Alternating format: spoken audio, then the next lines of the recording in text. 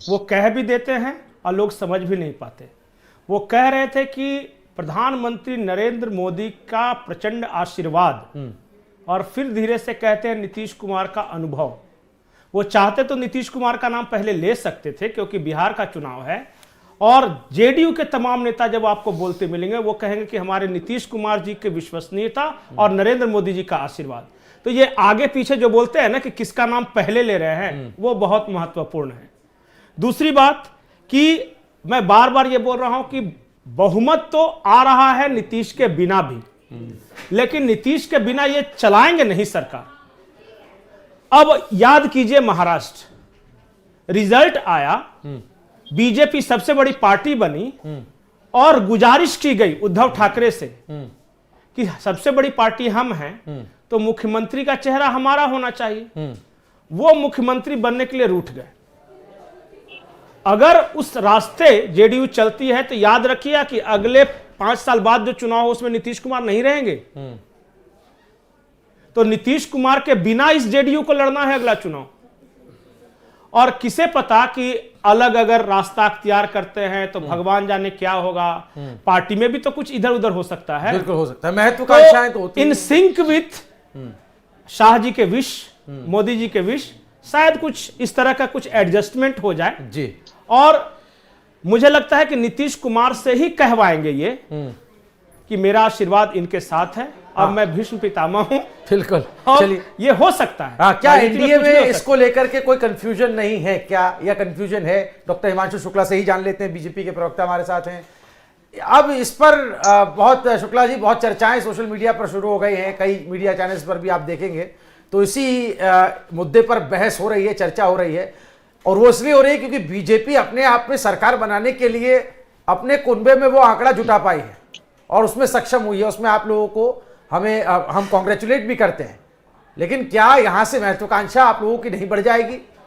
और क्या आपके दिलो दिमाग में, आपके मन में ये ख्याल नहीं आएगा कि जब संख्या आपकी ज्यादा है तो सत्ता की चाबी और सत्ता का सिंहासन भी, उस पर बैठने का अवसर भी आप लोगों को मिले? और क्या ऐसा होगा?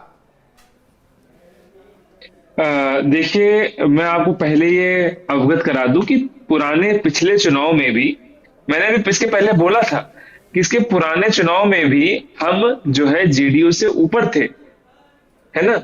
उसके बावजूद भी नीतीश जी के नेतृत्व में ही वो सीएम रहे और हमने काम किया। चुनाव के पहले ही बोल दिया गया था कि प्रधानमंत्री मोदी जी और नीतीश जी के नेतृत्व में बिहार का चुनाव लड़ा जाएगा। ऐसा कोई नहीं बोला गया कि सम्राट चौधरी हैं या कोई और बीजेपी का नाम लिया गया। प्रधानमंत्री तो हमारे क्या पूजनीय है ही। और उसके बाद बोला गया कि नीतीश जी के नेतृत्व में ही चुनाव लड़ा जाएगा। हमारे आदरणीय गृह मंत्री साहब ने भी साफ साफ बोला स्टेज पर जाके कि ये चुनाव जो है नीतीश जी के अनुसार, नीतीश जी के नेतृत्व में लड़ा जाएगा। तो हम अपनी तरफ से स्पष्ट हैं और पार्टी की तरफ से ये स्टेटमेंट भी आया है कि हम 5 पांडव हैं। ये कभी नहीं बोला गया है कि हम आपस में लड़ रहे हैं। जो भी सीट के बंटवारे हुए हैं वो सबकी सहमति से हुए हैं, पूरे 243 सीटों पर हुए हैं। तो ऐसा बिल्कुल भी नहीं है। तो क्या नीतीश सीएम पद की शपथ लेने जा रहे हैं या सीएम पद की शपथ लेंगे? आप ये पुष्टि करते हैं यहाँ पर?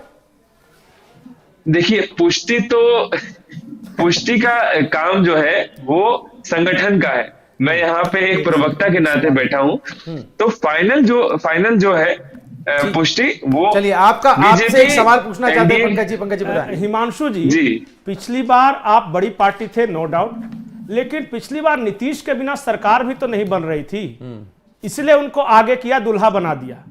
इस बार उनके बिना, अरे महाराज 122 बहुमत चाहिए और 96 पर आप जीत चुके हैं और आपके पास एलजेपी जैसा विश्वसनीय सहयोगी है, तो मुख्यमंत्री क्यों नहीं हो सकता आपका? मैं कुछ समझ नहीं सक रहा हूं, आप लोग इतना डिफेंसिव क्यों हो जाते हैं? और दूसरी बात कि अगर यही जेडीयू के पास 96 होता तो क्या वो आपके मुख्यमंत्री के लिए राजी होती? एक सर्वे की मैं बात बता रहा हूं आपको, और यह सर्वे आया है कि बिहार के लोगों से पूछा गया कि मुख्यमंत्री की पहली पसंद कौन। नो डाउट कि 22% लोगों की पसंद थे नीतीश कुमार, सिर्फ 22। लेकिन भारतीय जनता पार्टी के 57% कार्यकर्ता चाहते थे कि बीजेपी का मुख्यमंत्री बने। और उत्तर भारत में इकलौता बिहार ऐसा बड़ा राज्य है जिसमें आज तक भाजपा की सरकार नहीं बनी, एनडीए की सरकार बनी है, नीतीश कुमार हैं। अगर बिहार जैसे राज्य में आपकी पार्टी का मुख्यमंत्री उम्मीदवार बन जाओ तो आप लोग पहले ही क्यों कहते कि नहीं नहीं भाई ऐसा नहीं हो सकता, नीतीश ही पूजनीय है, नीतीश ही है। अरे राजनीति का मतलब, और मुझे लगता है कि अमित शाह तो बहुत एग्रेसिव पॉलिटिक्स करते हैं। जवाब आपने हिमांशु जी से मांगा है, खेमचंद से मांगा है? नहीं, डॉक्टर हिमांशु जी से पूछा। हिमांशु जी से देखिए, एग्रेसिव पॉलिटिक्स अलग होती है, समन्वय और सबका साथ है। अगर नीतीश जी हमारे साथ हैं तो ऐसा कुछ नहीं होता है, पॉलिटिक्स ऐसी नहीं होती, सबका साथ सबका विकास भी होता है, सबको साथ लेके चलना भी होता है। ऐसा नहीं होता है कि हम आपस में हर समय लड़े। ये बड़ी गलत चीज होती है कि अगर अगला आगे निकल गया है तो हम उससे नीचे झुक जाएं, लड़ाई हम कहां, आगे बढ़ इसमें गए हैं। तो समझदारी है ना। लड़ाई कहां है, समझदारी है कि हम सबसे बड़ी पार्टी है तो स्वाभाविक हक है हमारा। अगर सबका साथ सबका विकास आप दान देने लगे तो चिराग पासवान को उप मुख्यमंत्री बना दीजिए, नीतीश को मुख्यमंत्री और जीतन राम मांझी उप मुख्यमंत्री, तो सबका साथ हो ही जाएगा, फिर आप निश्चिंत रहिए। ये दानी बाबा का काम नहीं है ना राजनीति। सबका साथ मतलब स्वाभाविक हक भी तो है कि सबसे बड़ी पार्टी है तो स्वभावतः मतलब ये तो एक नेचुरल है कि भाई हमारा लीडर है। और कार्यकर्ताओं का मनोबल और बिल्कुल बिल्कुल कार्यकर्ता आपको सबसे ज्यादा सीट इसलिए बार बार थोड़ी नहीं जिता रहे हैं कि हमेशा मुख्यमंत्री दूसरी पार्टी कर रहे हैं। ठीक है, मैं आपको जवाब देता हूं कि अगर जब चुनाव के पूर्व ये तय हो गया था कि चुनाव नीतीश जी के नेतृत्व में लड़ेगा तो आपको क्या समस्या हो रही है? अगर बिहार की जनता ने वही चीज देख के इतना वोट दिया है तो मुझे नहीं समझ में आ रहा कि हमारे पत्रकार बंधुओं को समस्या क्या है। अगर मैं खुश हूं, मेरा भाई खुश है, मेरा छोटा भाई अगर खुश है, हम दोनों का समन्वय बना हुआ है, तो बाहर के लोगों को क्या दिक्कत हो रही है? अरे भाई वो छोटा भाई आगे बढ़ जाएगा, कोई दिक्कत नहीं। जब मुझे नहीं कल को अगर अमित शाह बीजेपी के मुख्यमंत्री के बारे में बात किए ना तो फिर आप आइएगा जरूर। बिल्कुल, हम और आप हमेशा साथ बैठेंगे, ऐसे डिबेट करते रहेंगे। चलिए मैं खेमचंद शर्मा जी को भी डिबेट में ले आता हूं, उनका इंट्रोड्यूस करा दूं। बीजेपी के नेता खेमचंद शर्मा जी, बहुत स्वागत है एनएमएफ न्यूज पर आपका। और पहले तो बहुत बहुत बधाई आपको, आपके कुनबे एनडीए को, जिसने इस ऐतिहासिक जीत को बिहार में हासिल किया है। और ऐतिहासिक परिणाम इस बार न सिर्फ मतदान ऐतिहासिक हुआ बल्कि नतीजे भी ऐतिहासिक आए।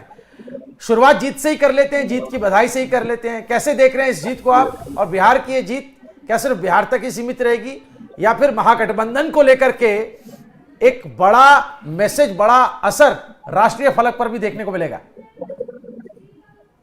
नमस्कार, जय हिंद, जय श्री राम। हमारे अभी भाई हिमांशु जी बात कर रहे थे, बहुत अच्छा बोल रहे थे। मेरी तो जरूरत भी नहीं थी, एक ही चैनल पे दो पार्टी के कार्यकर्ताओं की। बहुत अच्छा बोल, आपको धन्यवाद, आपने जीत की बधाई दी। मैं आपके माध्यम से, आपका चैनल वायरली देखा जाता है, समस्त बिहार वासियों को धन्यवाद देता हूं, उनका शुक्रिया अदा करता हूं, उनको नतमस्तक होकर सलूट करता हूं कि आपने एक अच्छी चॉइस के तहत आपने एक अच्छी सरकार चुनने का काम किया है। आपने एक ऐसा मैंडेट दिया है जिस मैंडेट के बाद तेजी से काम बिहार में भी हो सकता है और जो केंद्र की सरकार है उसके हाथ भी मजबूत होंगे। आपने जो 2-3 बातें रखी, देखिए हमने एक परिवार के तौर पे चुनाव लड़ा, परिवार के तौर पे हमारे कार्यकर्ताओं ने चुनाव लड़ा, उसी कोऑर्डिनेशन में लड़ा, उसी कोहेसिवनेस में लड़ा, उसी इंटेंसिटी से लड़ा। उसका आपने परिणाम भी देखा कि हम लोग एक परिवार के रूप में 200 पार करके पहुंच गए हैं।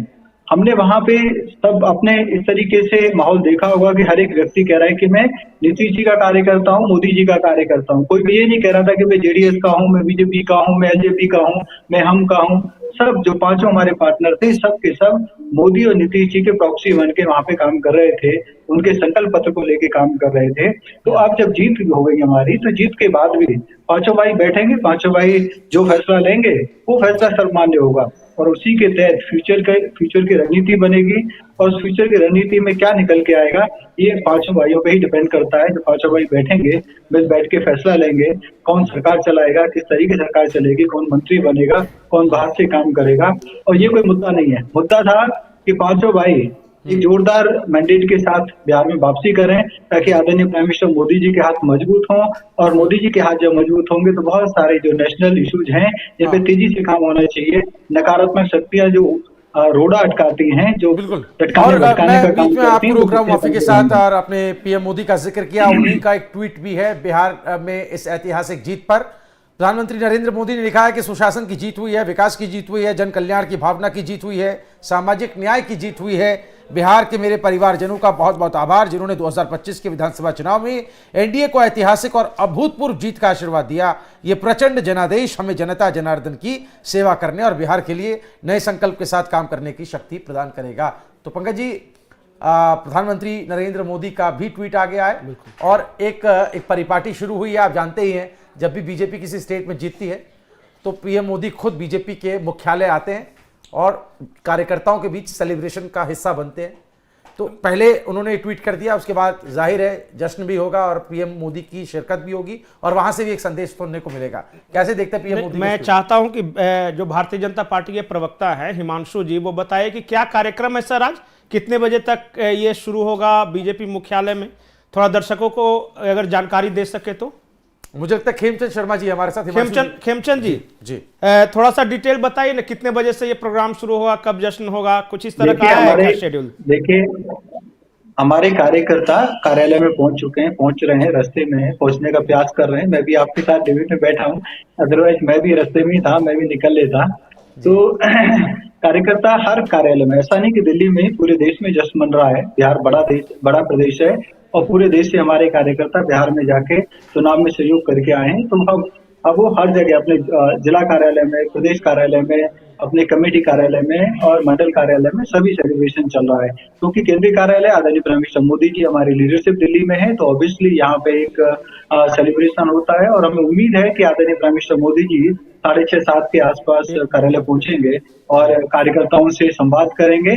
लेकिन ज्यादातर हमारी जो लीडरशिप है वो पहुंच चुकी है, और कुछ लोग पहुंच रहे हैं, और कार्यकर्ता ऑलरेडी वहां पे हजारों की संख्या में इकट्ठे हो चुके हैं और सेलिब्रेशन चल रहा है। क्योंकि अब तो जो चीज डिक्लेयर हो गई है वो रिवर्सेबल है नहीं, क्योंकि अब तो जो जनता का मैंडेट है वो क्लियर कट सामने आ गया है, इसी की रिपोर्ट भी आ गई है। कुछ सीटों पे कुछ चीजें रह गई है क्लियर होना, वो भी थोड़ी देर में मेरे को ऐसा लगता है कि वो भी क्लियर हो जाएगा।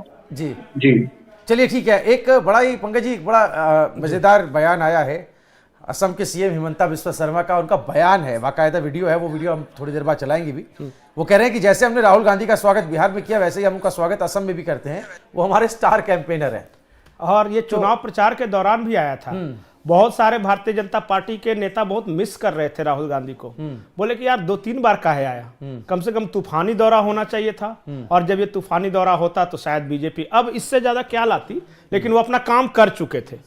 वो पहली बार जब आए तो उन्होंने अडानी की शादी में मैं नहीं गया, जो गया वो सबके बारे में सवाल कीजिए तो पीछे तेजस्वी देख रहे हैं अगल बगल, काहे कि वो सब परिवार गए थे अडानी की शादी में। बोले यार आया, मेरा ही बेइज्जती करके चला गया राहुल गांधी।